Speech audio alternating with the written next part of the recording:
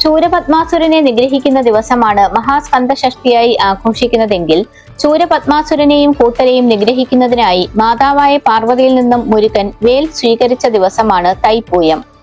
തൈമാസത്തിലെ അഥവാ മകരമാസത്തിലെ പൂയം നക്ഷത്രവും പൗർണമിയും ഒന്നുചേർന്ന് വരുന്ന ദിവസമാണ് തൈപ്പൂയം.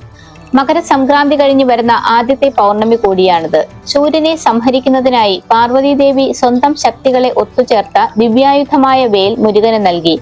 മുരുകന് ദേവസേനാധിപതി എന്ന പദവി ലഭിച്ചതും ഇതേ ദിവസം തന്നെയാണെന്നാണ് ഐതിഹ്യം. വിജയത്തെയും വീര്യത്തെയും സൂചിപ്പിക്കുന്ന ദിവസമാണ് തൈപ്പൂയം. പാർവതീദേവിയിൽ നിന്നും മുരുകൻ സ്വീകരിച്ച വേൽ വീരവേൽ, വിജയവേൽ, ജ്ഞാനവേൽ എന്നിങ്ങനെയെല്ലാം അറിയപ്പെടുന്നു. ആണ്ടിക്കോലത്തിൽ ധ്യാനത്തിലിരുന്ന മുരുകന് പഴനിയിൽ വെച്ചാണത്രേ പാർവതീദേവി വേൽ നൽകി അനുഗ്രഹിച്ചത്. അതിനാലാണ് പഴനിയിൽ തൈപ്പൂയം വളരെ വിപുലമായി ആഘോഷിക്കുന്നത്. ആയിരക്കണക്കിന് ഭക്തർ അന്നേ ദിവസം പഴനിയിലേക്ക് കാവടിയെടുക്കുകയും കാൽനടയായി പോവുകയും ചെയ്യാറുണ്ട്. തൈപ്പൂയ ദിവസം ശിവക്ഷേത്രങ്ങളിലും വിശേഷാൽ പൂജകളും അഭിഷേകങ്ങളും നടക്കാറുണ്ട്.